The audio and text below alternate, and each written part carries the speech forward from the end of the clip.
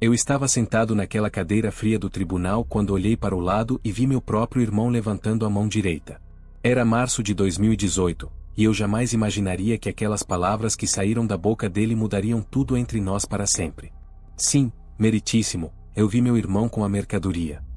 O silêncio que se seguiu foi tão pesado que ainda hoje, anos depois, eu consigo sentir o peso dele no peito. Meu advogado baixou a cabeça, minha mãe soltou um gemido abafado lá no fundo da sala, e eu só conseguia encarar aquele homem que um dia dividiu o mesmo quarto comigo, que brincou de carrinho no mesmo quintal, que jurou que sempre estaria do meu lado. Vocês sabem como é quando o chão desaparece debaixo dos seus pés? Quando tudo que você achava que conhecia sobre sua própria vida vira fumaça. Foi exatamente assim que me senti naquele momento. O juiz bateu o martelo. 8 anos. 8 longos anos de prisão por algo que, sim, eu tinha feito, mas que meu próprio sangue tinha me ajudado a esconder durante meses. Até aquele dia no tribunal.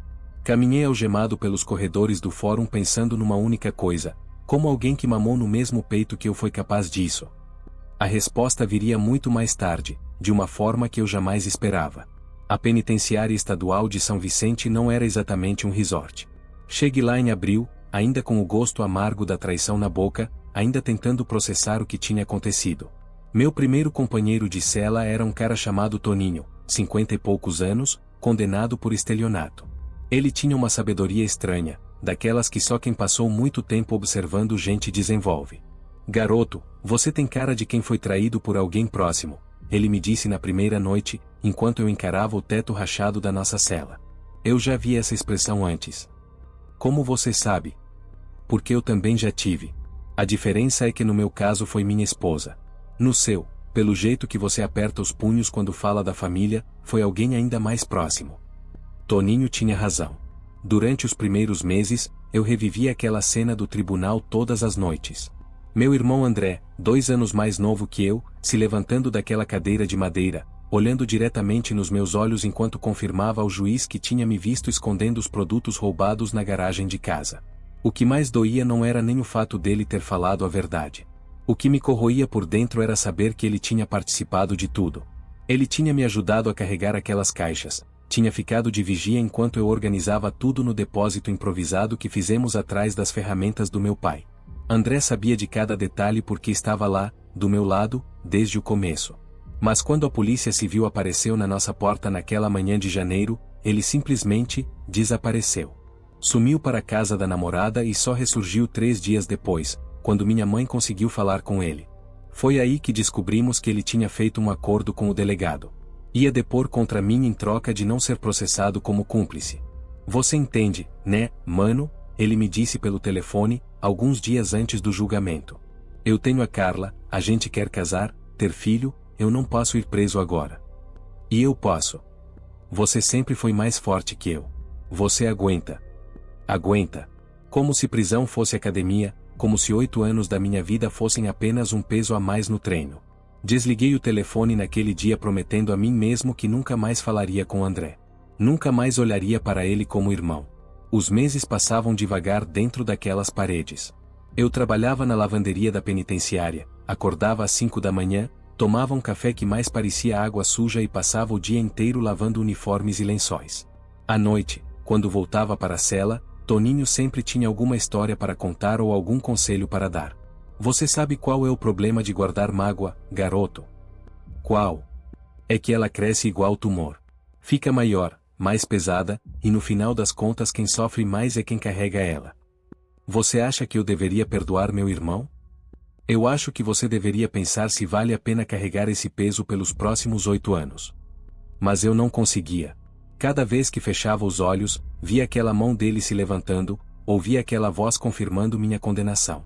Não conseguia aceitar que o menino que um dia chorou no meu ombro quando nosso cachorro morreu tivesse me entregado daquele jeito. Foi em setembro do meu primeiro ano que recebi a primeira carta. Reconheci a letra na hora, era da minha mãe.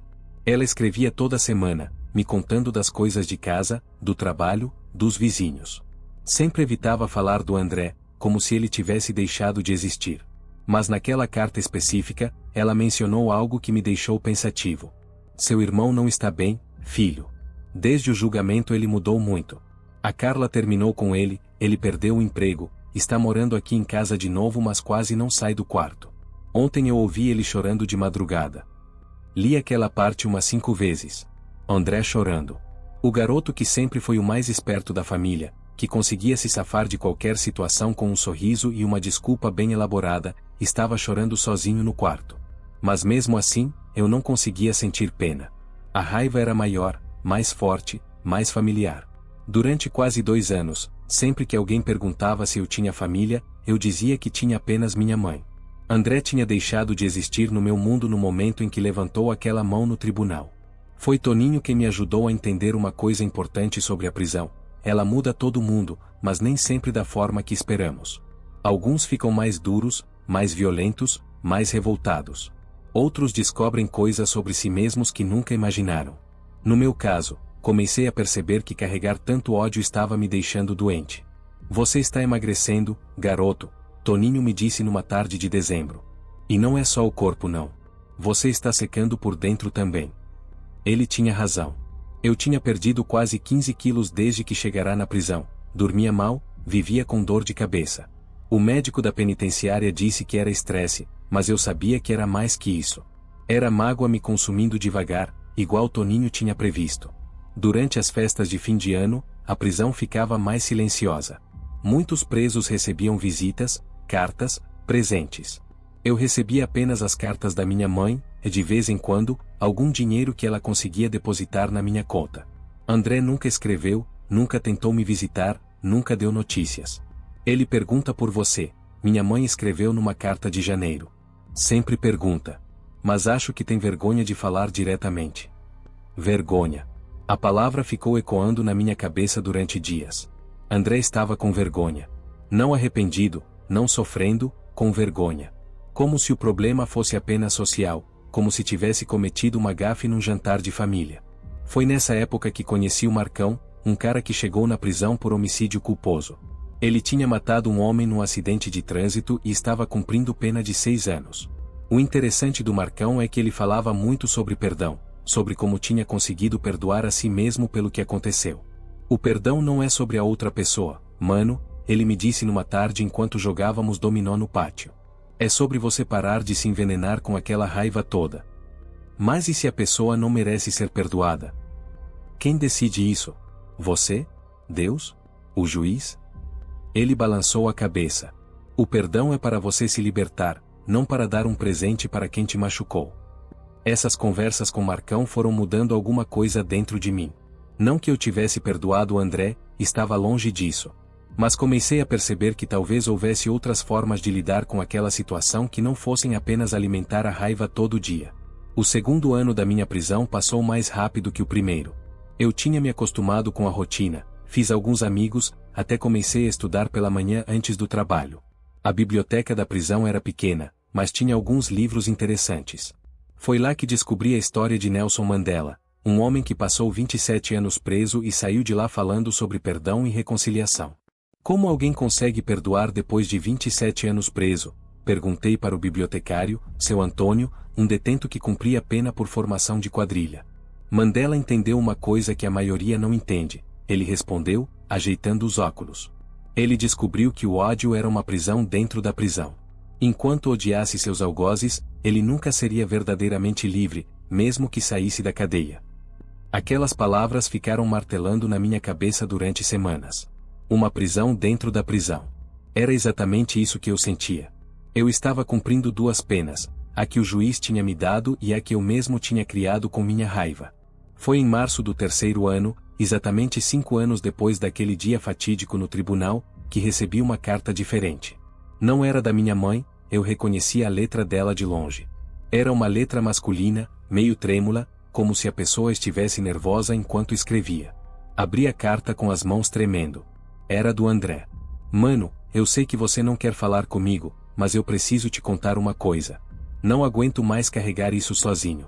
Naquela noite, antes do julgamento, quando eu fiz o acordo com o delegado, eu achei que estava salvando minha vida.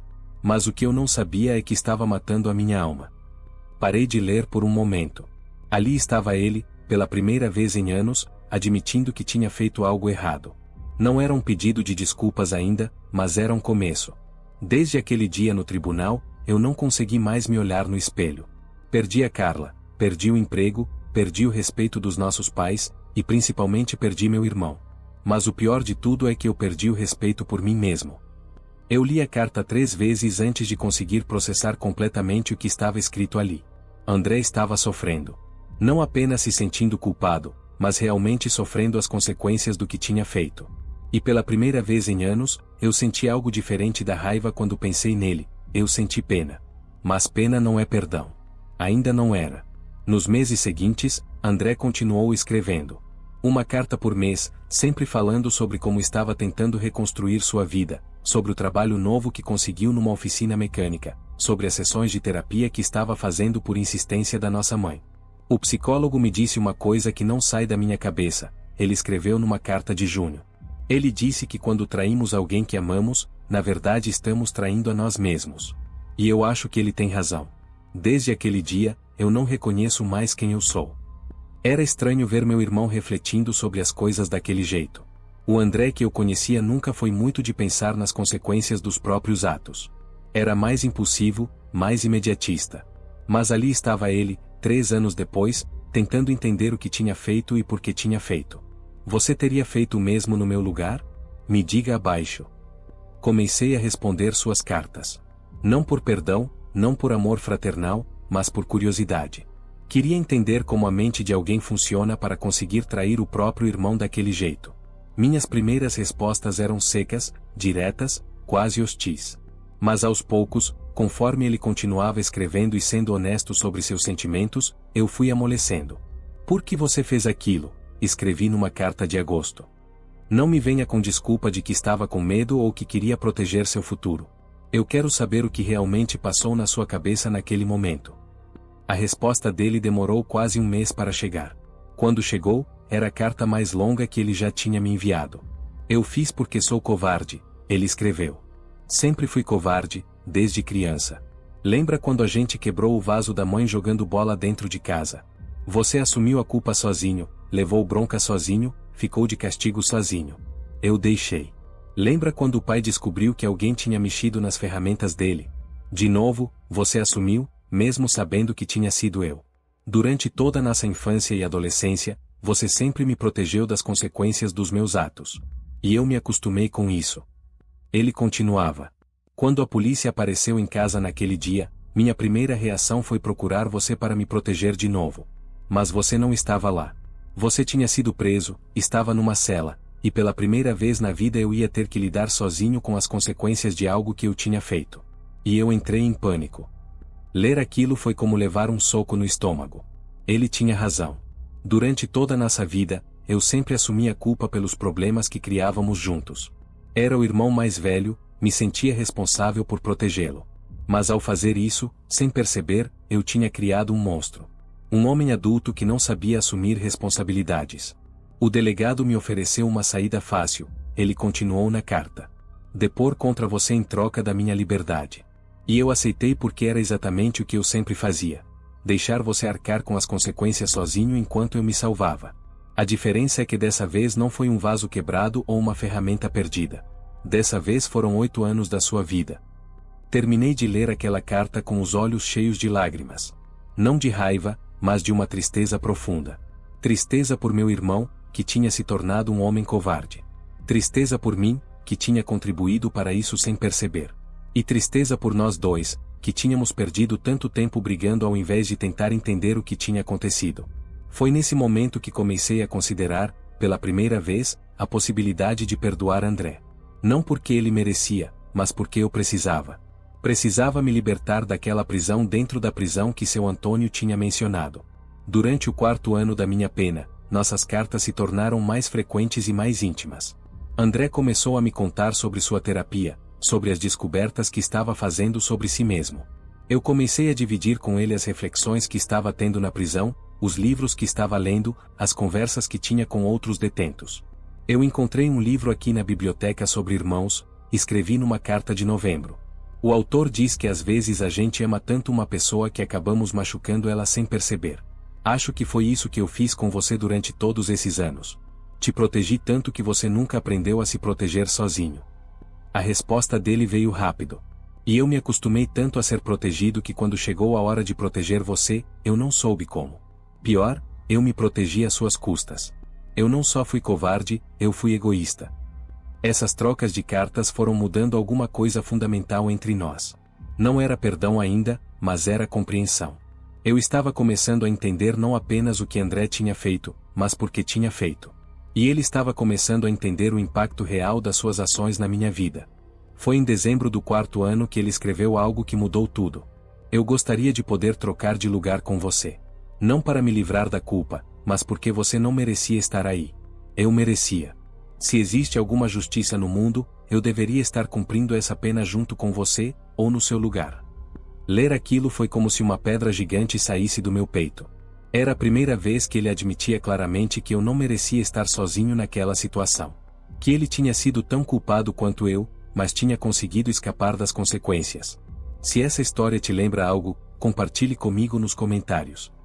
Comecei o 5º ano da minha pena com uma perspectiva completamente diferente. Ainda estava preso, ainda sentia falta da liberdade, ainda tinha mais 3 anos pela frente. Mas a raiva que me consumiu durante os primeiros anos tinha diminuído consideravelmente. No lugar dela, havia uma espécie de paz estranha. Não felicidade, como alguém pode ser feliz na prisão. Mas paz. André continuava escrevendo, agora falando sobre os planos que estava fazendo para quando eu saísse da prisão. Ele tinha conseguido um emprego melhor, estava juntando dinheiro, queria me ajudar a me reestabelecer quando chegasse a hora. Eram gestos pequenos, mas significativos. Eu sei que não posso desfazer o que fiz, ele escreveu numa carta de março. Mas posso tentar fazer o resto da minha vida valer a pena.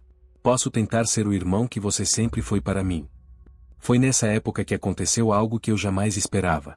Toninho, meu companheiro de cela dos primeiros anos, estava sendo transferido para uma penitenciária no interior. Precisávamos arrumar um novo parceiro de cela.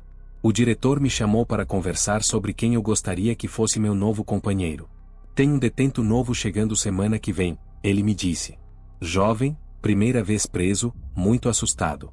Precisa de alguém experiente para ensinar ele a sobreviver aqui dentro. Você toparia? Claro, respondi. Qual foi o crime? Furto qualificado. Ele e o irmão mais velho roubaram uma loja. O mais velho assumiu toda a culpa, mas as câmeras de segurança mostraram que os dois participaram. Resultado, os dois foram condenados. Meu coração disparou. 2 irmãos condenados juntos. Exatamente o oposto do que tinha acontecido comigo e André. Os 2 vão ficar na mesma prisão? Sim. O mais velho pediu especificamente para ficarem próximos. Disse que queria cuidar do irmão mais novo. Naquela noite, deitado na cela já meio vazia sem as coisas do Toninho, pensei muito sobre aquela história. 2 irmãos que, diante da mesma situação que eu e André enfrentamos, fizeram escolhas completamente diferentes. O mais velho assumiu a culpa para proteger o mais novo, mesmo sabendo que isso significaria prisão para ambos. Era exatamente o que André poderia ter feito comigo. Mas também era exatamente o que eu sempre fiz por André durante toda a nossa vida. A diferença é que quando chegou a hora dele fazer o mesmo por mim, ele não soube como. O novo detento chegou numa quinta-feira chuvosa de abril. Se chamava Gabriel, tinha 19 anos, era magro demais e estava claramente apavorado.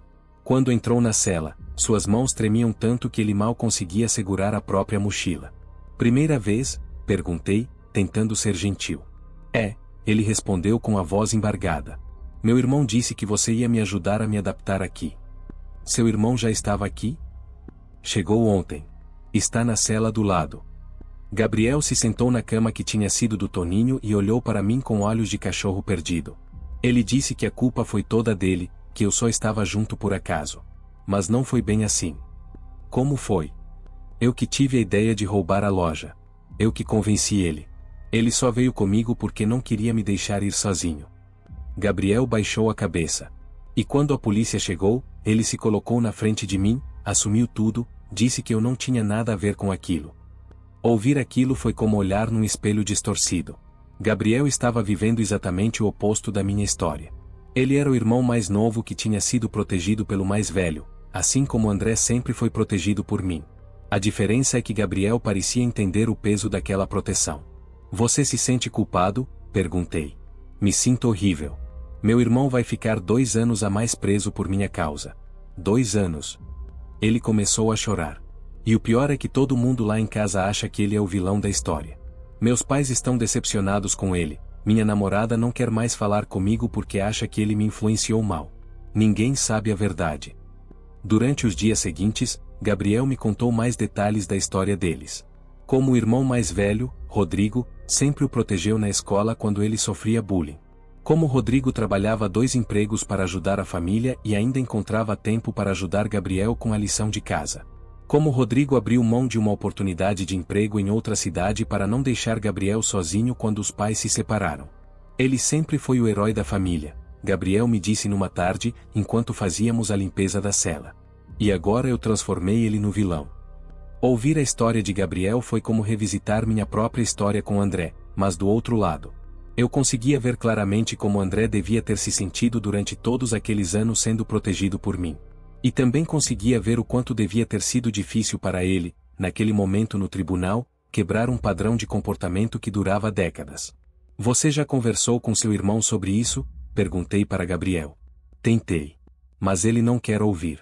Diz que foi decisão dele, que eu não tenho nada a ver com isso, que ele vai cumprir a pena dele e pronto.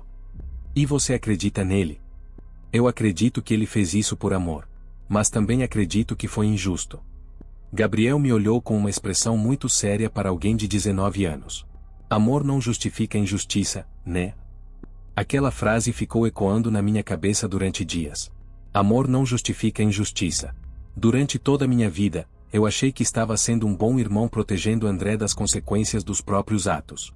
Mas talvez eu estivesse sendo injusto comigo mesmo. E talvez André, ao me trair no tribunal, estivesse sendo injusto comigo também. Mas havia uma diferença crucial. Eu escolhi proteger André por amor. André me traiu por medo. Comecei a ajudar Gabriel a escrever cartas para Rodrigo. Cartas onde ele assumia sua parte da responsabilidade pelo crime, onde explicava para o irmão que se sentia culpado e que gostaria de dividir o peso da condenação. As primeiras cartas voltaram sem resposta. Rodrigo se recusava a ler. Ele está protegendo você até o fim, expliquei para Gabriel. Mesmo aqui dentro, mesmo depois de tudo que aconteceu, ele ainda quer ser seu protetor. Mas eu não preciso mais de proteção. Eu preciso de honestidade. Essa frase do Gabriel me fez pensar muito sobre minha relação com André. Durante anos, eu ofereci proteção para ele. Mas será que alguma vez eu ofereci honestidade? Será que alguma vez eu disse para ele que ele precisava crescer, assumir responsabilidades, parar de se esconder atrás de mim? Talvez não. Talvez eu tenha sido tão responsável pela covardia do André quanto ele foi responsável pela minha prisão. Foi nessa época que decidi escrever uma carta diferente para meu irmão. Não uma resposta às cartas dele, mas uma carta onde eu assumia minha parte da responsabilidade pelo que tinha acontecido entre nós. André, comecei a escrever, durante todos esses anos eu fiquei com raiva de você por ter me traído. Mas agora eu percebo que eu também te traí. Te traí quando te protegi demais, quando não te ensinei a assumir responsabilidades, quando fiz você acreditar que sempre haveria alguém para te salvar das consequências dos seus atos. Continuei. Você foi covarde no tribunal, isso é verdade. Mas eu fui negligente durante toda a nossa infância e adolescência. Eu criei um monstro e depois fiquei com raiva quando esse monstro me mordeu. Enviei a carta sem pensar muito. Se pensasse, talvez não tivesse coragem. A resposta do André chegou 2 semanas depois. Ele estava chorando quando escreveu, dava para ver pelas manchas na tinta. Eu nunca pensei nisso dessa forma, ele escreveu. Mas você tem razão. Você sempre me protegeu, e eu sempre deixei. Nunca questionei, nunca pedi para você parar, nunca tentei assumir minha parte. Eu me acomodei na sua proteção e quando ela não estava mais disponível, eu entrei em pânico. Ele continuou. Mas isso não justifica o que eu fiz. Mesmo que você tenha criado as condições para eu ser covarde, eu ainda tive escolha naquele momento. E eu escolhi me proteger às suas custas. Essa escolha foi só minha. Pela primeira vez em anos, senti que estávamos tendo uma conversa honesta. Não apenas sobre culpa e perdão, mas sobre responsabilidade mútua. Sobre como às vezes machucamos as pessoas que amamos sem perceber. Sobre como o amor pode ser tanto proteção quanto prisão. Durante o 6º ano da minha pena, minha correspondência com André se intensificou. Agora escrevíamos quase toda semana, dividindo reflexões, memórias, planos para o futuro. Ele me contava sobre a terapia, sobre como estava aprendendo a ser mais independente, sobre como tinha conseguido promoção no trabalho porque finalmente estava assumindo responsabilidades. Ontem meu chefe me elogiou porque eu assumi um erro que cometi na oficina, ele escreveu numa carta de setembro. É a primeira vez na vida que eu assumo um erro sem tentar jogar a culpa em outra pessoa. E sabe o que aconteceu? Ele ficou impressionado com minha honestidade e me deu uma responsabilidade maior. Ler sobre as pequenas vitórias do André me deixava genuinamente feliz. Era como ver uma planta crescer depois de anos de solo árido. Ele estava se tornando o homem que sempre teve potencial para ser, mas que nunca teve coragem de ser. Gabriel, meu companheiro de cela, também estava evoluindo.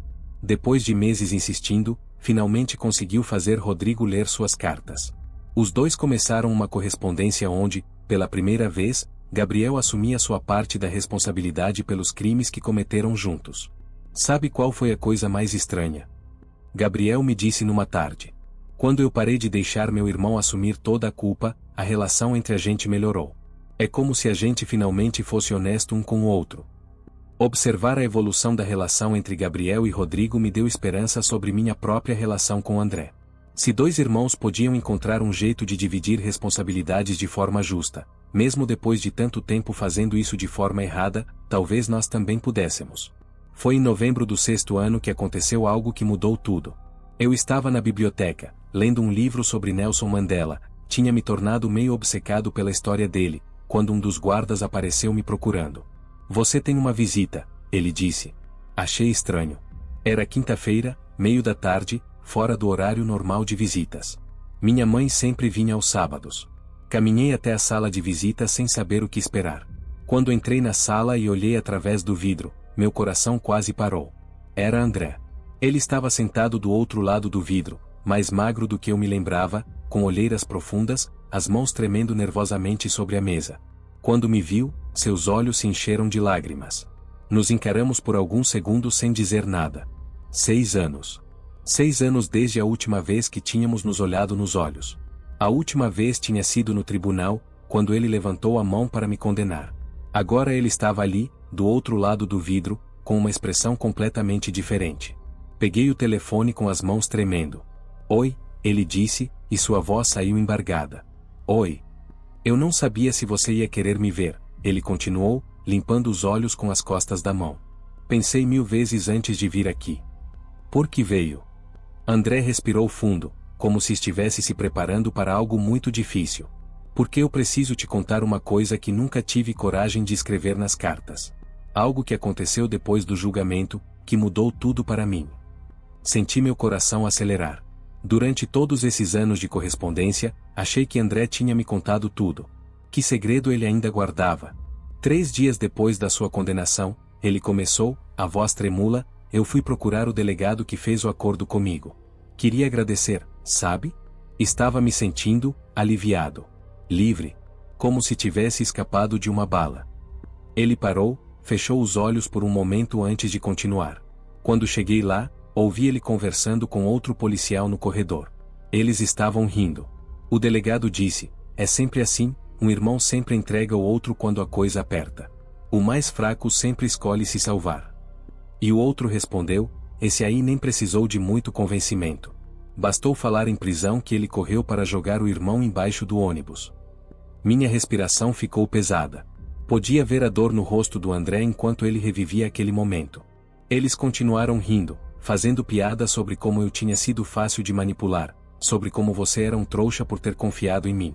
Foi aí que caiu a ficha do que eu tinha feito realmente. Não era apenas uma questão de sobrevivência, como eu tentava me convencer. Eu tinha destruído meu próprio irmão para salvar minha pele. André parou de falar e ficou me encarando através do vidro, esperando alguma reação. Mas eu não conseguia falar.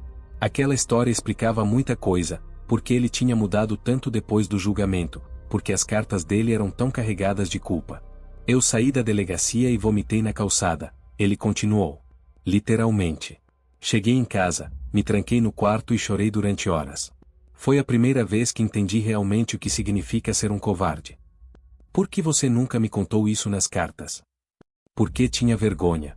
Vergonha de admitir que durante 3 dias eu me senti aliviado com sua condenação.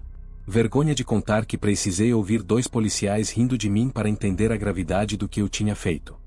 Ficamos em silêncio por alguns minutos, apenas nos olhando através do vidro. Eu podia ver que André estava lutando para não chorar, e eu estava lutando para processar tudo que ele tinha acabado de me contar. Tem mais uma coisa, ele disse finalmente. O motivo pelo qual eu vim te ver hoje. O que? Eu fui procurar um advogado. Quero confessar minha participação no crime. Quero assumir minha parte da culpa oficialmente. Senti como se o chão tivesse desaparecido debaixo dos meus pés. André, você não pode fazer isso. Já passou muito tempo, você já foi absolvido. Não fui absolvido, ele me interrompeu. Eu fiz um acordo para não ser processado. É diferente. E segundo o advogado, ainda posso voluntariamente me apresentar para assumir minha participação no crime. Mas por quê? Isso não vai me tirar daqui mais cedo. Você só vai se ferrar à toa. Porque é a coisa certa a fazer. André se inclinou para mais perto do vidro. Durante todos esses anos, eu deixei você carregar um peso que era nosso. Não só o peso da prisão, mas o peso da culpa, da vergonha, do julgamento da família e dos amigos. Isso não é justo. André. Deixa eu terminar. Ele levantou a mão. Eu sei que isso não vai desfazer o que eu fiz. Sei que não vai te dar de volta os anos que você perdeu aqui dentro. Mas talvez, se eu assumir minha parte da responsabilidade oficialmente, eu consiga parar de ser um covarde de uma vez por todas. Olhei para meu irmão sentado do outro lado do vidro e vi algo que não via há anos: coragem. Uma coragem diferente da que eu sempre tive, a coragem de proteger os outros. André estava mostrando a coragem de se responsabilizar pelos próprios atos, mesmo quando isso significasse consequências ruins para ele. Quanto tempo você pegaria se confessasse? Uns 2, 3 anos. Talvez menos, considerando que seria uma confissão voluntária e que já se passou o tempo. Ele deu de ombros. Não importa. O que importa é fazer a coisa certa. E seu emprego? Sua vida? Você vai jogar tudo fora. Que vida! André riu, mas não era uma risada feliz. Durante 6 anos eu construí uma vida baseada numa mentira. Toda vez que alguém me elogia no trabalho, toda vez que alguém me trata como uma pessoa decente, eu lembro que estou sendo fraudulento. Eu não mereço nada disso enquanto você está aqui pagando pela minha covardia também. Fiquei em silêncio, tentando processar tudo. Depois de tantos anos sonhando com o momento em que André assumiria sua culpa, agora que esse momento tinha chegado, eu me sentia confuso. Uma parte de mim ficou aliviada, finalmente ele estava fazendo a coisa certa. Mas outra parte de mim se preocupava com as consequências que isso teria para ele. Você tem certeza disso? Nunca tive tanta certeza de nada na minha vida. E se eu pedisse para você não fazer isso? André me olhou com uma expressão que eu nunca tinha visto antes. Era uma mistura de determinação e paz. Aí eu diria que você está tentando me proteger de novo. E que eu não preciso mais de proteção. Eu preciso de responsabilidade. Terminamos a visita sem chegar a uma conclusão definitiva. André disse que ia voltar na semana seguinte para conversarmos mais, e que não tomaria nenhuma decisão sem falar comigo antes. Quando ele saiu, fiquei sentado na sala de visitas por mais alguns minutos, tentando organizar meus pensamentos. Voltei para a cela com a cabeça fervilhando. Gabriel percebeu que algo estava diferente. Aconteceu alguma coisa? Você está com uma cara estranha. Contei para ele sobre a visita do André, sobre a confissão que ele queria fazer. Gabriel me ouviu em silêncio, balançando a cabeça de vez em quando. Cara, isso é pesado, ele disse quando terminei. Seu irmão quer mesmo se entregar depois de 6 anos? Parece que sim. E você, o que acha? Não sei. Durante anos eu sonhei com isso, sabe? Com o momento em que ele assumiria a culpa dele. Mas agora que pode acontecer, estou confuso. Gabriel ficou pensativo por um momento. Posso te fazer uma pergunta? Se as posições fossem invertidas, se você fosse o que escapou da prisão e ele fosse o que ficou, você faria a mesma coisa que ele quer fazer? A pergunta do Gabriel me pegou de surpresa. Nunca tinha pensado nisso dessa forma. Eu? Acho que sim. Acho que não conseguiria viver sabendo que meu irmão estava preso no meu lugar. Então talvez você entenda porque ele não consegue mais viver com isso também. Naquela noite, deitado na cama, pensei muito sobre a conversa que tive com André. Durante 6 anos, eu carreguei raiva dele por ter me traído. Mas agora ele estava oferecendo a oportunidade de corrigir essa traição, mesmo que parcialmente. E eu estava com medo de aceitar. Por quê? Talvez porque perdoar André significasse abrir mão da minha raiva. E a raiva, de uma forma estranha, tinha se tornado familiar, confortável. Era mais fácil ser a vítima do que ter que reconstruir uma relação com ele. Ou talvez fosse porque, no fundo, eu tinha medo de que André realmente mudasse. Durante toda a nossa vida, eu fui o irmão responsável, o protetor, o que tomava conta. Se André se tornasse responsável por si mesmo, qual seria meu papel na vida dele? Na semana seguinte, André voltou para me visitar. Dessa vez, eu estava mais preparado para a conversa. Eu pensei muito sobre o que você disse, comecei assim que peguei o telefone. E eu entendi que você precisa fazer isso não por mim, mas por você. Você precisa se olhar no espelho e saber que está fazendo a coisa certa. André assentiu, visivelmente aliviado. Exato. Eu preciso conseguir dormir à noite sem me sentir um lixo. Mas eu quero que você tenha certeza de uma coisa, continuei. Eu já te perdoei. Não completamente, não de uma hora para outra, mas o processo já começou. Então você não precisa se entregar para conquistar meu perdão. Você já tem. Vi os olhos dele se encherem de lágrimas novamente. Como você conseguiu me perdoar? Porque eu entendi que guardar raiva estava me destruindo por dentro. E porque eu entendi minha parte na nossa história. Não sou apenas vítima, André. Eu também fui responsável por criar a dinâmica que nos trouxe até aqui. Isso não justifica o que eu fiz. Não justifica, mas explica. E entender é o primeiro passo para perdoar. Ficamos conversando por quase 2 horas. André me contou mais detalhes sobre sua decisão de se confessar, sobre como tinha explicado tudo para nossa mãe, que ficou chocada mas disse que o apoiaria, sobre como tinha se preparado psicologicamente para a possibilidade de prisão. Tem uma coisa que eu sempre quis te perguntar, eu disse perto do final da visita. O que? Você se arrepende? Não do que fez, mas de ter participado do crime em primeiro lugar. André pensou por um momento antes de responder. Eu me arrependo de ter cometido o crime, sim. Mas estranhamente, não me arrependo de ter ido preso. Foi a prisão que me fez crescer, que me fez entender quem eu realmente era e quem eu queria ser. Se eu não tivesse passado por isso, talvez nunca tivesse tido coragem de assumir minha culpa. Você acha que a gente vai conseguir ser irmãos de novo? Eu acho que a gente pode ser irmãos de uma forma melhor do que era antes. Mais honesta, mais justa. Quando André saiu naquele dia, eu senti uma paz que não sentia há anos. Não era apenas porque ele estava disposto a assumir sua culpa, mas porque finalmente estávamos conversando como adultos, como iguais.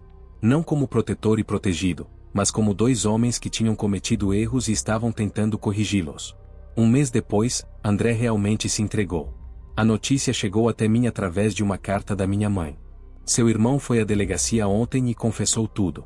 O advogado dele conseguiu um acordo para ele cumprir 2 anos e meio de prisão. Ele vai ser transferido para a mesma penitenciária que você na semana que vem. Quando li aquela carta, senti uma mistura de emoções que era difícil de descrever. Alívio, porque finalmente a justiça estava sendo feita. Ansiedade, porque não sabia como seria ter André na mesma prisão que eu. E uma estranha felicidade, porque talvez finalmente pudéssemos reconstruir nossa relação de forma saudável. Gabriel ficou empolgado com a notícia. Cara, que loucura! Depois de tantos anos, vocês vão estar no mesmo lugar de novo. É, mas vai ser estranho. A última vez que convivemos, ele era meu irmão mais novo que eu protegia de tudo. Agora ele é um homem adulto que tomou uma decisão corajosa sozinho. Talvez seja exatamente isso que vocês precisavam. Começar do zero, como adultos. André chegou na penitenciária numa terça-feira chuvosa de março. Eu estava trabalhando na lavanderia quando soube que ele tinha chegado. Meu primeiro impulso foi correr para vê-lo, mas me controlei. Decidi dar um tempo para ele se ambientar antes de procurá-lo. Foi ele quem me procurou primeiro. Eu estava voltando do jantar quando vi encostado na parede do corredor que levava às celas. Ele estava magro, pálido, com a expressão assustada de quem acabou de chegar na prisão. Mas quando me viu, seus olhos se iluminaram. Oi, ele disse, com a mesma voz embargada da visita. Oi, como você está? Assustado, ele admitiu. Mas aliviado também. Sabe quando você carrega um peso nas costas por tanto tempo que quando tira, dói mas é um alívio? Sei. Caminhamos juntos até minha cela. Gabriel estava lá, organizando algumas coisas. Gabriel, esse é meu irmão André.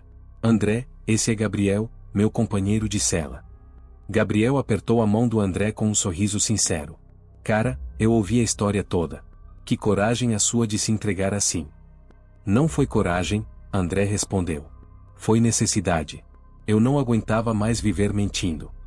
Conversamos por algumas horas naquela primeira noite. André me contou sobre como tinha sido difícil tomar a decisão final, sobre a reação da nossa mãe, sobre como se sentia agora que finalmente estava assumindo sua parte da responsabilidade. Sabe qual foi a coisa mais estranha? Ele me disse. Quando saí da delegacia depois de assinar a confissão, pela primeira vez em 6 anos eu consegui andar com a cabeça erguida. Porque sabia que estava fazendo a coisa certa. Durante as semanas seguintes, observei André se adaptando à vida na prisão. Era interessante ver como ele lidava com a situação de forma completamente diferente de como eu tinha lidado. Onde eu tinha sentido raiva, ele sentia alívio. Onde eu tinha sentido injustiça, ele sentia correção. É estranho dizer isso, ele me confessou uma tarde, mas acho que esse é o lugar onde eu deveria estar há 6 anos. Finalmente está tudo equilibrado. André se integrou bem à rotina da prisão. Conseguiu um trabalho na biblioteca, começou a estudar para o Enem, fez alguns amigos. Mas o mais importante, ele estava em paz consigo mesmo de uma forma que eu nunca tinha visto antes. Nossas conversas diárias se tornaram uma das partes mais importantes da minha rotina. Falávamos sobre tudo, sobre o passado, sobre nossa família, sobre os planos para quando saíssemos da prisão. Mas principalmente, falávamos sobre como queríamos reconstruir nossa relação. Eu tenho uma proposta, André me disse numa manhã, enquanto caminhávamos no pátio. Quando a gente sair daqui, que tal se começarmos do zero? Não irmão mais velho e irmão mais novo, mas apenas 2 homens adultos que se respeitam e se apoiam mutuamente. Como assim? Sem proteção excessiva da sua parte, sem dependência excessiva da minha. Uma relação baseada em igualdade e honestidade. A proposta do André fazia sentido. Durante toda a nossa vida, nossa relação tinha sido desigual. Eu sempre fui o que dava, ele sempre foi o que recebia. Eu sempre fui o responsável, ele sempre foi o irresponsável.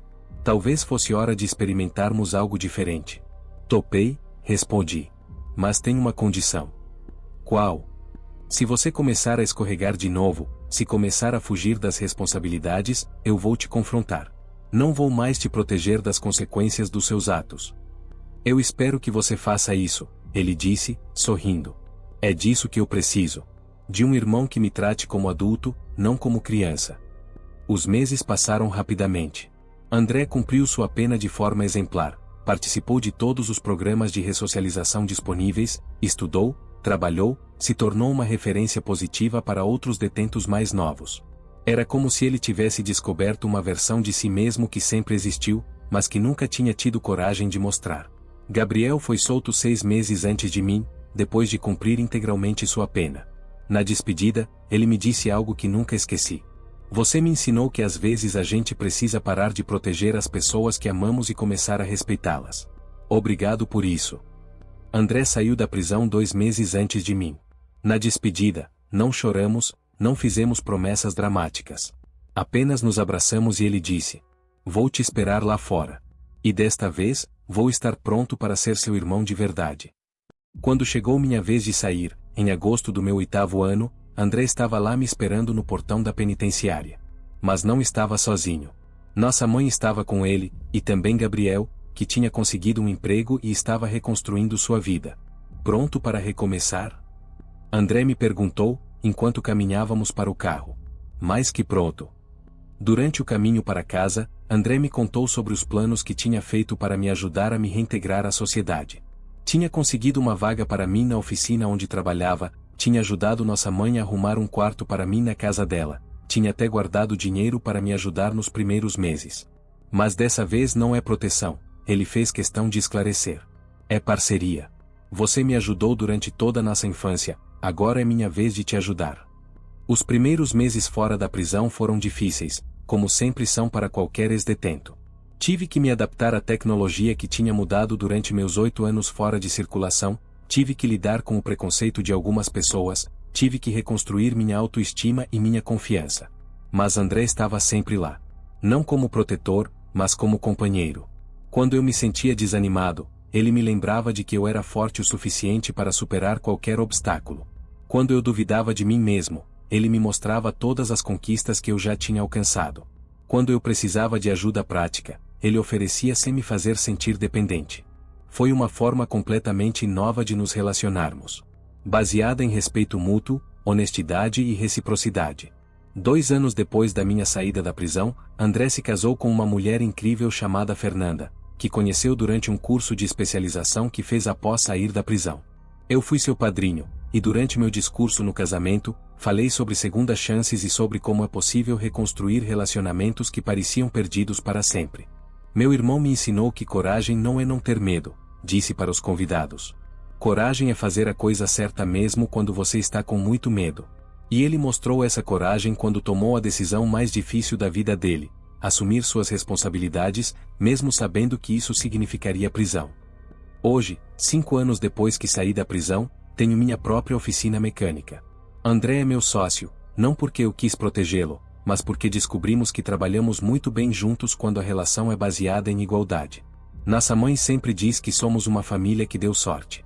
Que nem todas as famílias conseguem se reconstruir depois de passar por algo tão difícil quanto o que passamos. E ela tem razão. Mas eu sei que não foi sorte. Foi trabalho. Trabalho duro de 2 pessoas que decidiram que valeria a pena lutar para reconstruir sua relação. Trabalho de alguém que aprendeu a perdoar e de alguém que aprendeu a se responsabilizar. Gabriel se tornou um amigo próximo da nossa família. Ele e Rodrigo conseguiram reconstruir sua relação também, baseada agora em honestidade mútua. Gabriel trabalha numa empresa de logística e está noivo. Rodrigo virou contador e tem seu próprio escritório. Os 2 me visitam pelo menos uma vez por mês, e sempre falamos sobre a importância de assumirmos nossas responsabilidades. Vocês sabem o que eu aprendi na prisão? Gabriel me disse numa dessas visitas. Que às vezes a gente precisa ser preso fisicamente para se libertar emocionalmente. A prisão ensinou meu irmão a não me proteger demais, e me ensinou a não depender demais dele. É verdade. A prisão tem essa característica estranha, ela pode destruir pessoas, mas também pode transformá-las. No meu caso, e no caso do André, ela nos ensinou coisas sobre nós mesmos que talvez nunca tivéssemos aprendido em liberdade. Aprendi que guardar raiva é uma prisão dentro da prisão.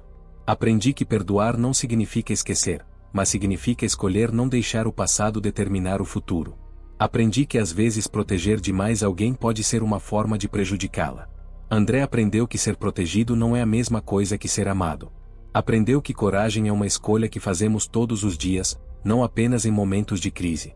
Aprendeu que assumir responsabilidades, mesmo quando é difícil, é o que nos torna adultos de verdade. Nossos pais se separaram quando eu estava no 5º ano da minha pena. Nossa mãe disse que a prisão dos filhos tinha trazido à tona problemas que já existiam no casamento há anos. Nosso pai não conseguia lidar com a vergonha de ter 2 filhos que passaram pela prisão. Nossa mãe disse que preferia ter filhos que cometeram erros mas aprenderam com eles do que um marido que nunca assumia os próprios erros. Vocês me ensinaram que é possível mudar, ela nos disse numa das visitas familiares que fazemos todo domingo. Que é possível crescer, mesmo depois de adulto. Seu pai nunca conseguiu entender isso. Nosso pai nos procurou 2 anos depois da minha saída da prisão. Queria fazer as pazes, como ele disse. Mas ficou claro durante nossa conversa que ele queria que fingíssemos que nada tinha acontecido, que voltássemos a ser os filhos que ele achava que conhecia antes de tudo isso. Pai, André disse para ele, a gente não pode fingir que os últimos anos não aconteceram. Eles nos transformaram. Se você quer ter uma relação conosco, precisa aceitar quem nós somos hoje, não quem éramos no passado. Nosso pai não conseguiu aceitar. Ele queria os filhos idealizados que existiam na cabeça dele, não os homens reais que estávamos nos tornando. Foi difícil aceitar isso, mas entendemos que nem todas as relações podem ser reconstruídas. Algumas pessoas não estão dispostas a fazer o trabalho necessário. Mas nossa mãe estava. E nós estávamos dispostos também. Durante minha última semana na prisão, Toninho, meu primeiro companheiro de cela, voltou à penitenciária. Não como detento, mas como voluntário de um programa de reinserção social. Quando me viu, sorriu daquele jeito sábio que eu me lembrava. E aí, garoto? Ainda carregando aquela mágoa toda? Não mais, respondi. Aprendi a largar o peso. E como está a situação com seu irmão? Contei para ele toda a história, a confissão do André, os meses que passamos juntos na prisão, a forma como nossa relação tinha se transformado. Vocês sabem qual é a coisa mais bonita dessa história toda? Toninho me disse quando terminei. É que vocês provaram que é possível transformar uma traição numa oportunidade de crescimento. Como assim? Se seu irmão não tivesse te traído naquele dia no tribunal, vocês nunca teriam sido forçados a olhar honestamente para a relação de vocês.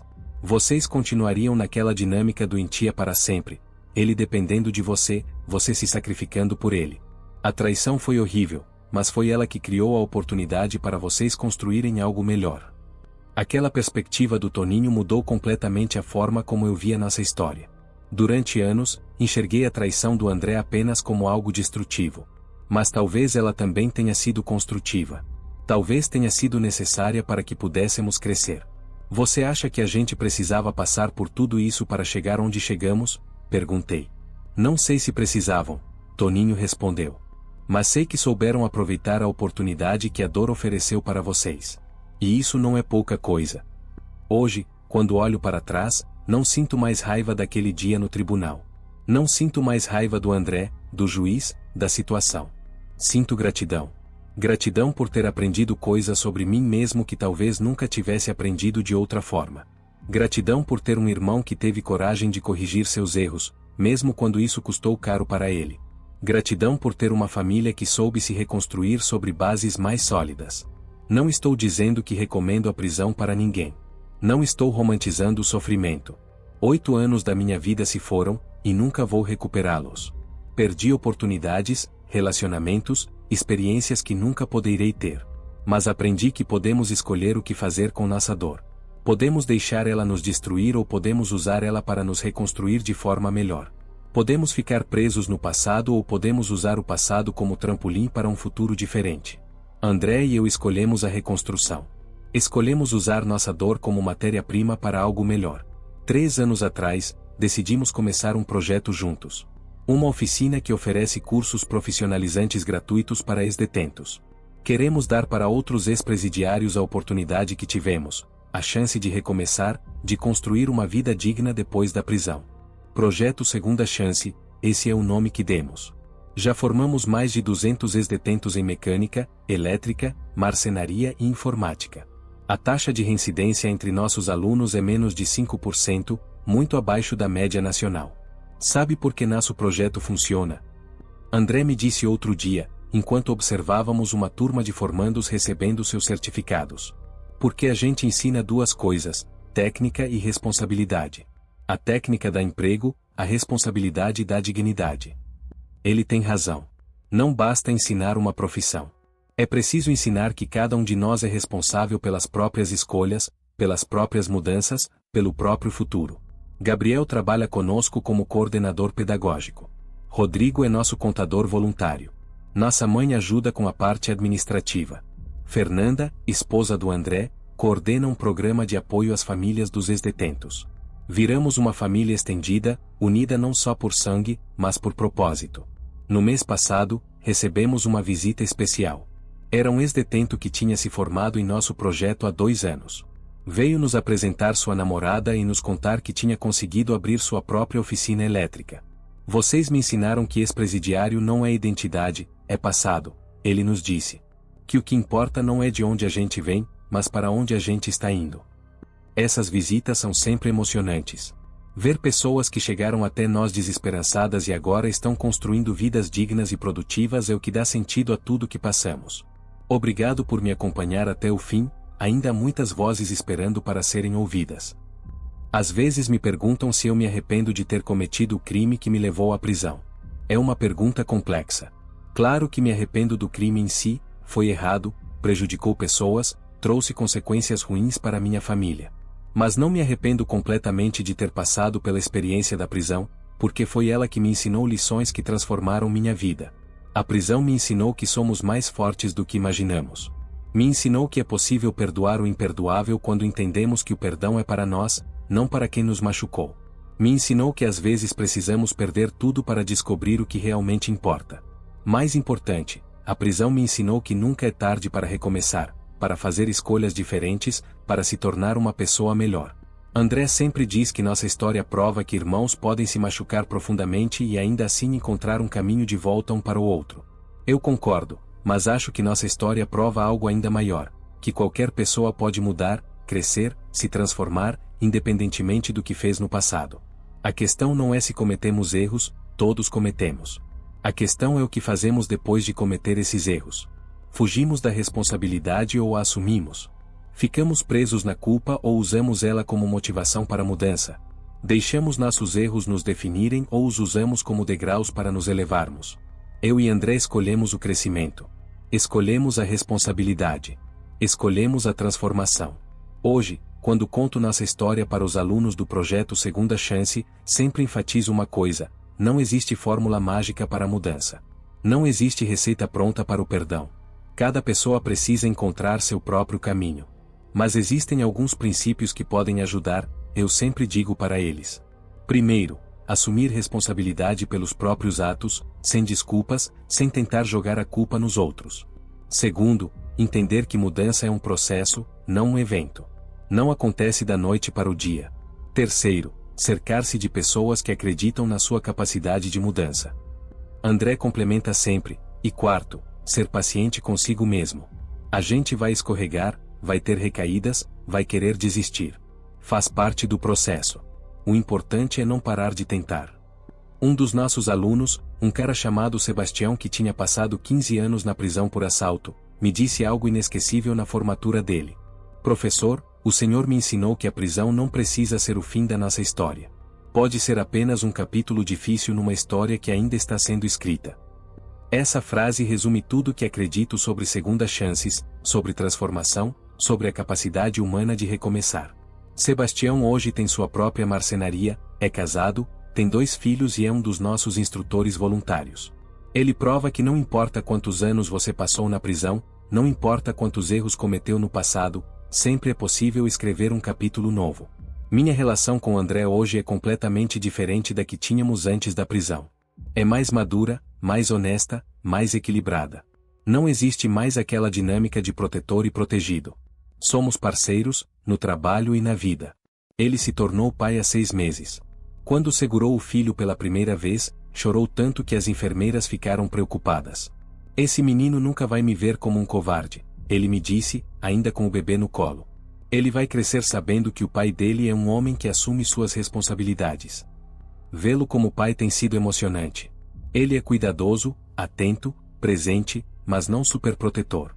Conseguiu encontrar o equilíbrio entre cuidar e deixar a criança desenvolver sua própria personalidade. Eu não quero repetir os erros que nossos pais cometeram conosco, ele me confessou outro dia. Nem a superproteção nem a negligência. Quero ensinar meu filho a ser responsável por si mesmo desde cedo. Eu sou padrinho do pequeno Miguel, e posso garantir que ele está crescendo num ambiente de honestidade e responsabilidade. André não esconde dele o passado da família, obviamente adaptando a linguagem para a idade da criança, mas enfatiza sempre as lições aprendidas. Papai e titio cometeram erros quando eram mais jovens, ele explica para Miguel, que obviamente ainda é muito pequeno para entender completamente. Mas eles aprenderam com os erros e se tornaram pessoas melhores. Nossa mãe, que agora é avó babona, sempre diz que Miguel trouxe uma energia nova para nossa família. Esse menino é a prova de que vocês conseguiram quebrar o ciclo, ela diz. Ele vai crescer numa família que sabe lidar com problemas de forma saudável. E é verdade. Miguel está crescendo numa família que aprendeu a conversar sobre dificuldades ao invés de escondê-las. Numa família que sabe pedir desculpas quando erra. Numa família que entende que amor verdadeiro às vezes significa deixar as pessoas lidarem com as consequências dos próprios atos. O projeto Segunda Chance tem crescido muito nos últimos anos. Começamos numa garagem emprestada, com equipamentos doados e 2 instrutores voluntários. Hoje temos sede própria, 15 instrutores, parceria com empresas da região e uma lista de espera de mais de 300 pessoas querendo fazer nossos cursos.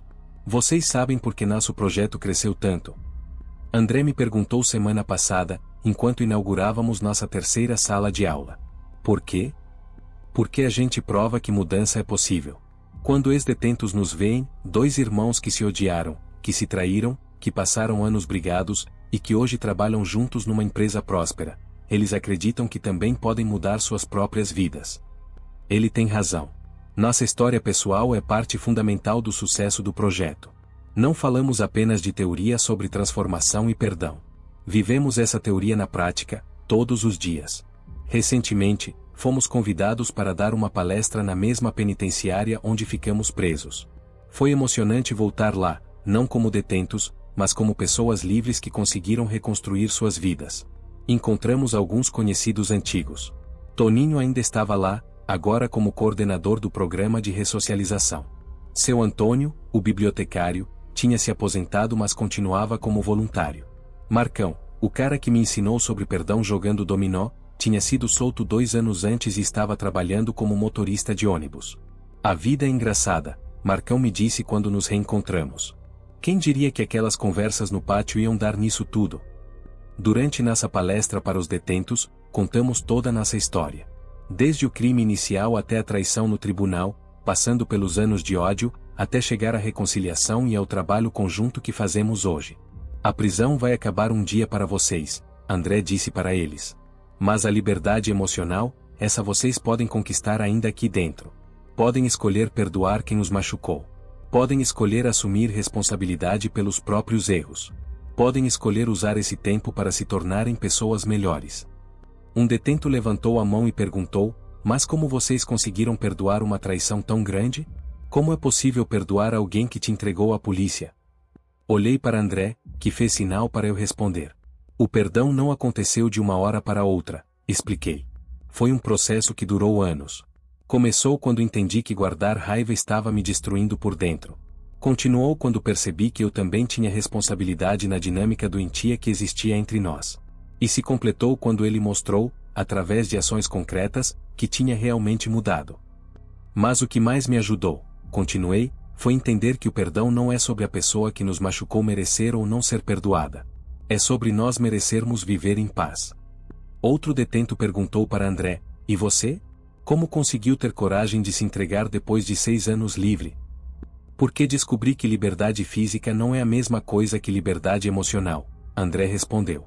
Eu estava fisicamente livre, mas emocionalmente preso. Preso na culpa, na vergonha, na mentira. Quando me entreguei, finalmente me libertei de verdade. Saímos daquela palestra emocionados e renovados. Ver aqueles homens ouvindo nossa história com tanta atenção, fazendo perguntas tão profundas, buscando formas de aplicar nossas lições em suas próprias vidas, nos lembrou por que fazemos esse trabalho. Cada pessoa que conseguimos ajudar multiplica o impacto positivo da nossa história, André me disse no caminho de volta para casa. É como se nossa dor ganhasse sentido. Nas últimas semanas, temos recebido convites para contar nossa história em outros lugares. Universidades, empresas, ONGs, grupos de apoio. Sempre que possível, aceitamos. Acreditamos que nossa experiência pode inspirar outras pessoas a não desistirem de si mesmas ou dos relacionamentos que parecem perdidos. Ontem, uma mulher me procurou depois de uma palestra numa universidade. Ela estava chorando. Meu filho está preso há 3 anos, ela me disse. Desde então, meu outro filho se afastou da família. Diz que tem vergonha do irmão, que não quer ser associado a um criminoso. Ouvir a história de vocês me deu esperança de que talvez eles possam se reconciliar um dia. Conversamos por quase 1 hora. Dei alguns conselhos baseados na nossa experiência, mas principalmente ouvi. Às vezes, as pessoas só precisam de alguém que entenda sua dor para começar a encontrar formas de lidar com ela. O tempo cura, mas só se a gente deixar, disse para ela. E às vezes a cura exige que façamos coisas difíceis, como ter conversas honestas sobre sentimentos que preferíamos esconder. Essas interações sempre me lembram de como nossa história é apenas uma entre milhares de histórias similares. Famílias destroçadas pelo crime, irmãos que se afastam por vergonha ou raiva, relacionamentos que parecem irreparáveis. Mas nossa experiência prova que nenhum relacionamento está perdido para sempre, desde que as pessoas envolvidas estejam dispostas a fazer o trabalho necessário para reconstruí-lo.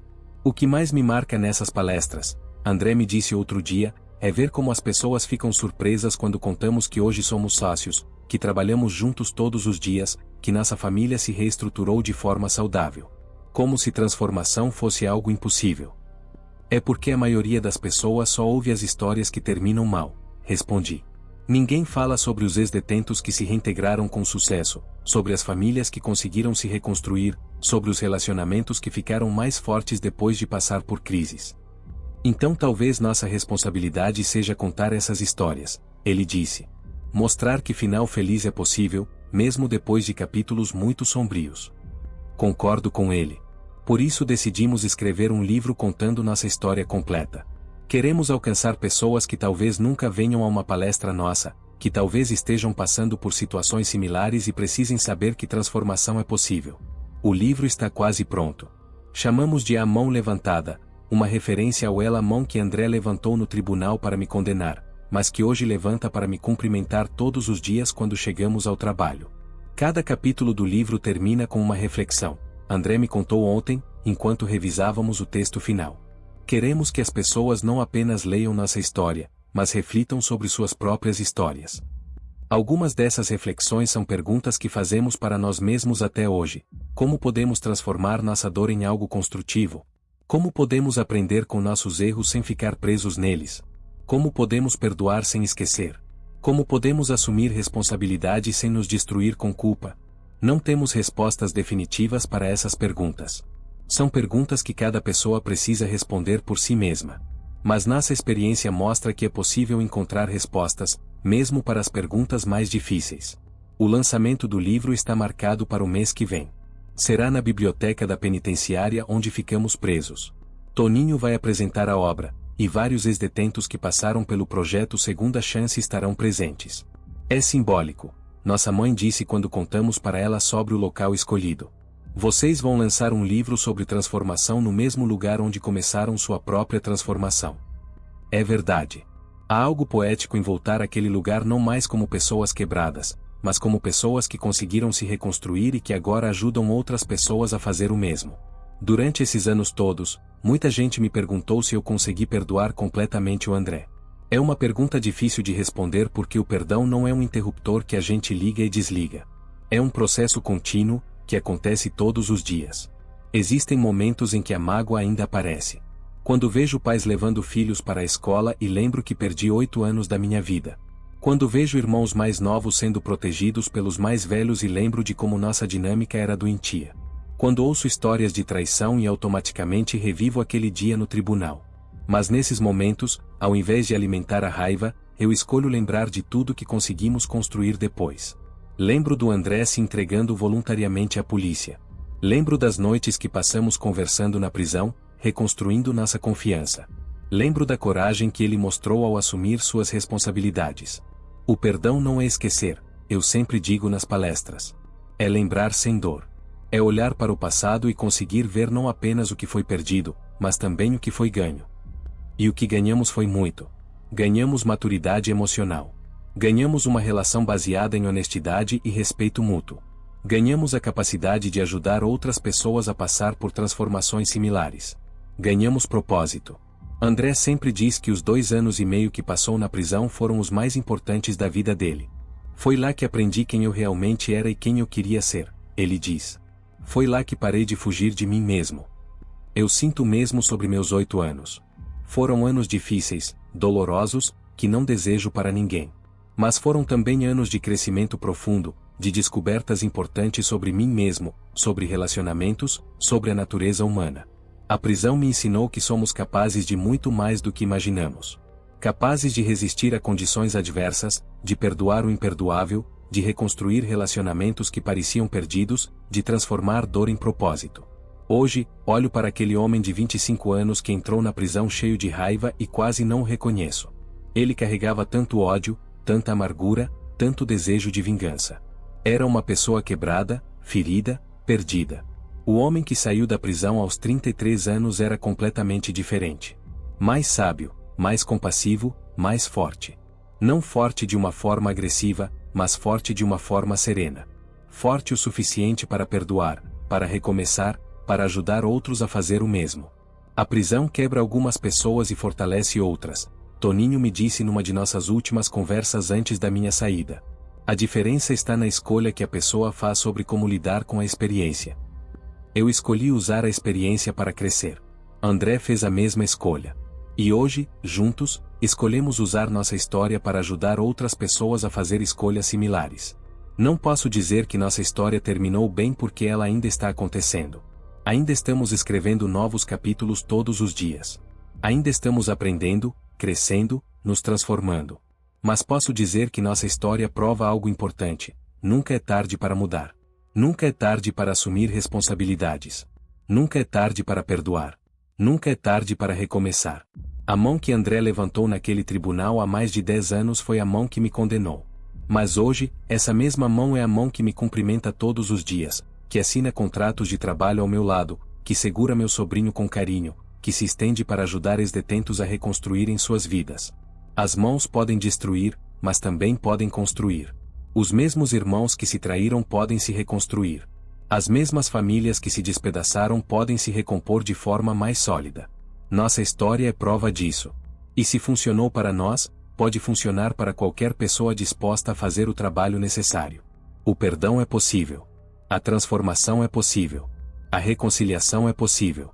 Desde que a gente esteja disposto a pagar o preço: humildade para reconhecer erros, coragem para assumir responsabilidades, paciência para reconstruir confiança, e principalmente, amor suficiente para não desistir das pessoas que importam para nós.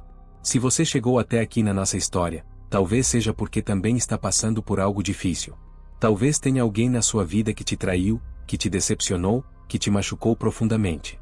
Talvez você seja a pessoa que cometeu o erro e está tentando encontrar uma forma de se redimir.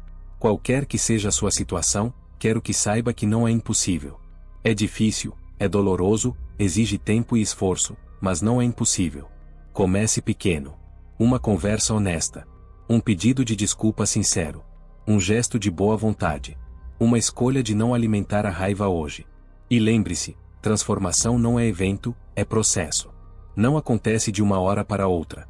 Mas se você continuar fazendo as escolhas certas, um dia de cada vez, um passo de cada vez, você vai olhar para trás e se surpreender com a distância que percorreu. Nossa história começou com uma traição que nos separou por anos. Mas termina, ou melhor, continua, com uma parceria que nos fortalece todos os dias. Se isso foi possível para nós, é possível para qualquer pessoa.